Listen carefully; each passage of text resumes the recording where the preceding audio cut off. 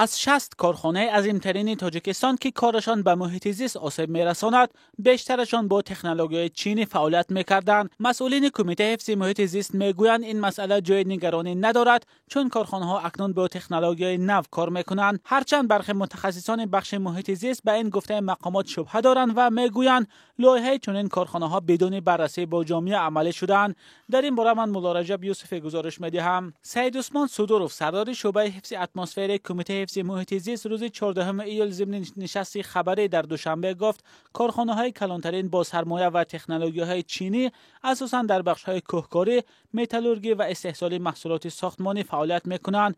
این مسئول کمیته حفظ محیط زیست انتقادها درباره وارد شدن تکنولوژی های کهنه چینی را به تاجیکستان قبول ندارد. بعدی سوبسطوری بعد از آوردن جمهوری تاجیکستان که آن دوره اونقدر جمهوری ترقی کردن نبود، اونقدر کارخانه‌های صنعتی وجود نداشتند.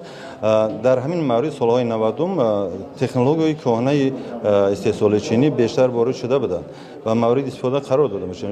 امروز که امکانات وسیع است و سرمایه‌گذاران زیاد مراجعت میکنن به حدود جمهوری تاجیکستان و ما امکان داریم که تکنولوژی که از لحاظ اکولوژی برای ما موافق است انتخاب کرده. مقامات با وجود آنکه ضرر کارخانه‌های چینی به محیط زیست را رد نمی‌کنند، اما میگویند وضع نه به آن طور است که تصویر می‌شود. از جمله سید عثمان صدوروف گفت کارخانه‌های سمنت در یاوان و ساخت که انتقادهای زیاد را به میان آورده است، با ثمره‌ناکی هوا تازه‌کنی تا 99% تجهیزات وارد کردند. اما متخصصان مستقل بخش محیط زیست به بی‌ضرر بودن کارخانه‌های به مثل کارخانه استحصال سمنت شک دارند.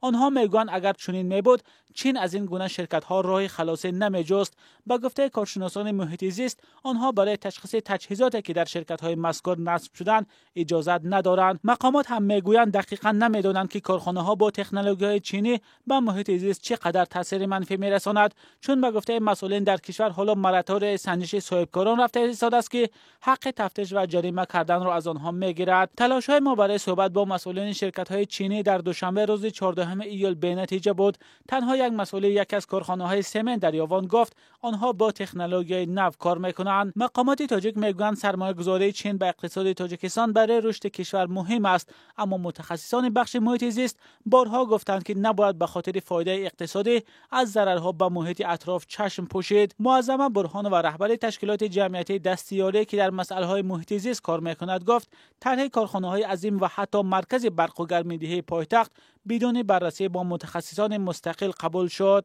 به نظر من با روسی کار میکنم. من هیچ اینفورماسیون نمیدونم. من اینفورماسیون دور از من همین مقاله نوشتن بسیار مشکل بود. چون که من همین استاد агентства источников از اونجا همش کوفته از اونجا گفتم، چون که هم خبرو روس میکنن. اما تنها کارخانه‌های چینی نیستند که انتقاد متخصصان بخش اکولوژی را به میان آورده است. مرکز برق و گرم‌دهی دوشنبه که از جانب شرکت TBI چین بنیاد شده است، تا حال بخش اعظم پرتافت پایتخت را به هوا می‌پرتاید. با گفته مسئولین از 17,000 تن پرتابی که سالانه کارخانه‌های واقع در دوشنبه به فضا پرتاب می‌کنند، 14 از 5,000 تنش به مرکز برق و گرم‌دهی دوشنبه تعلق دارد.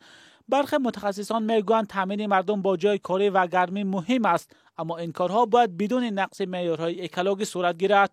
با این همه برخی متخصصان بخش محیط زیست باور دارند که تاجیکستان هنوز خط سرخ را عبور نکرده است.